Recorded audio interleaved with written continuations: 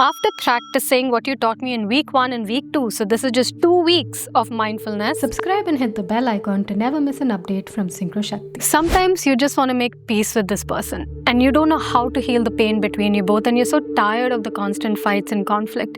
If that's you, I want to share with you a story of a student from our academy who was also completely in this pain and suffering with a relationship and how she came out of it using these principles. So let's begin. Hi Kartika. I started my journey with another life coach and I finally ended up at Synchro Shakti, and I want to share my journey after 2 weeks of mindfulness. I am married since 9 years and I didn't have a very good relationship with my mother-in-law. When I started mindfulness, I realized that I'm living with a lot of pain body and I must deal with it. So pain body is the pain that we're feeling in this relationship. I have everything perfect in my life except my mother-in-law, who has been a trigger to my anxiety, anger, irritation, and fights with my husband. There are a lot of episodes in my early years of marriage where I suffered humiliation, anger, and whatnot. I kept that under the cover, but whenever I look back at it, it still feels so fresh to me. This is why 1 minute I'm a very loving and happy person, and then in another minute when I hear her voice or a discussion about her, I would start panicking and showing resistance to everything and becoming angry and behaving badly with my husband. And that was ruining my relationship with my husband too. Every time I knew what I'm doing, but I just couldn't control my behavior. This is why I'm in mindfulness today. Being mindful is the key to experiencing joy and happiness. After practicing what you taught me in week 1 and week 2, so this is just 2 weeks of mindfulness, I finally agreed with my husband to go and meet his mom. I didn't speak to her properly in a very long time, and my husband used to be a mediator between us two. I wrote a script a night before leaving and did love letter and positive aspects activity for her. So we'll break down what these things are soon. 2 weeks I kept tagging my thoughts and tried to be in the present moment. And I wrote an affirmation too. And the affirmation is, I experience love wherever I go. I radiate positive vibes and I fill the room with love and is felt by everyone who enters it, including me. We stayed with her for 3 days and I can't explain how amazing those days were. She welcomed us warmly. She was very happy. She didn't even let me cook or work or do any work. I spent early morning hours with her on the jhula, which is a swing, recalling good memories and sharing some emotional memories too.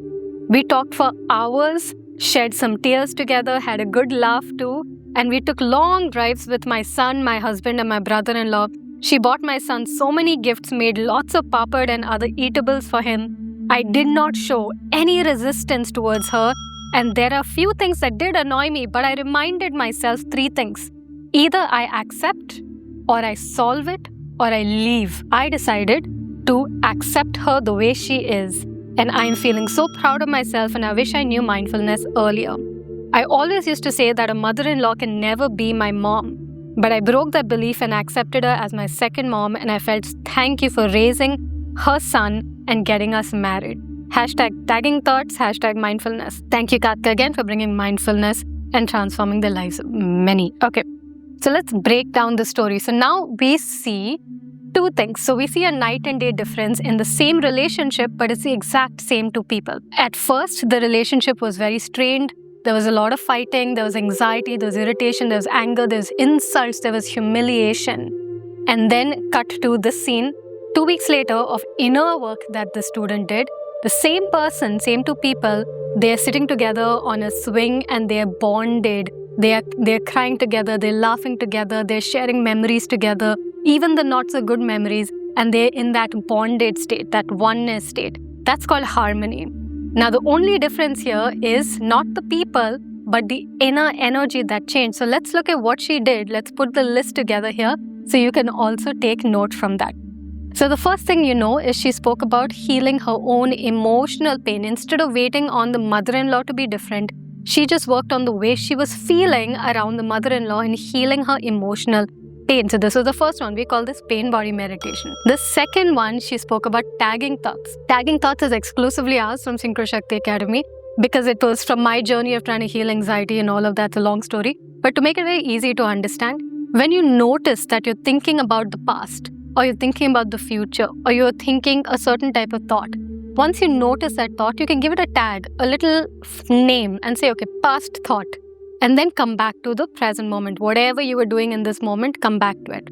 When you do that tagging thoughts, it will break the loop of suffering in your mind and you'll be back to present moment. So tagging thoughts is the second one. The third thing she spoke about was a love letter. A love letter is a love letter. You don't send it to the person, but you write something nice. And the fourth one was positive aspects, which is trying to look for good things about that person. What is positive or what is good or what benefit have I gained from this person in my life? Now, you might ask the question, hey, how can I send a love letter to someone who's hurt me so much? How can I send positive thoughts to someone who I'm still suffering? You don't do that then. You do your mindfulness first, which is the emotional healing part. Once you're in a much healed place, you can then do this. And like she said, it was 2 weeks. It didn't take that much time. Now, she also spoke about the affirmation that she did, that when I walk into the room, I fill the room with so much love and it is felt by everyone, including me. I attract love everywhere I go. I experience love everywhere I go. This is called future pacing. So there's a lot of these internal things that she did that created that shift in her vibration. Now, what happens when you are shifting vibration? Now, I told you each person has a light side and a dark side. When you're in pain with them, you're matching up to the side of them that's hurting you. When you rise in vibration, you will match up to a higher vibration of their own soul and you will attract that kind of harmony. If that sounds cool to you, if you're resonating with this stuff, I want to share with you that I'm doing a 8-step class. It's a 90-minute class. It's 1.5 hours in which I'm going to talk you through 8 steps, 8 processes you can do internally within yourself that will shift your energy so profoundly inside that you'll be able to heal that relationship outside. You'll be able to tap into the highest version of that person. If you're looking for that class, come register below. It is happening on the 29th of May. It's just 90 minutes. But it's very profound, very powerful. You can check out that class link below. You know that there is proof behind why I teach these 8 steps and why they're so profound in our healing journey. Go find out more information below. And with that, we'll end this video. I hope you found value in it. I hope that, I had 2 intentions with this video. The first intention was to show you that it is absolutely possible to heal relationships, no matter how psycho the other person is. And the second one was to show you that there are inner shifts you can do. What are the things you can do internally that can create an energy shift in you that creates beautiful harmony with this person? I hope that my intention reached you and you let me know in the comments. You know what? You don't have to comment, but you can leave me a heart, and I accept heart as an exchange of us having connected, as a knowledge for me that we have connected, your soul and my soul. If you felt this connection, just type a heart below so I can also connect with you. And like this video if you got some value. Even just the idea that something can be possible is such a huge value. So I hope that value came to you. You give this video a like if you did find it valuable. Share this with others who are suffering relationships, any relationship. And I look forward to seeing you live in our class, the 8-step relationship reset. And let's party together and enjoy beautiful, harmonious relationships together. I love you and namaste.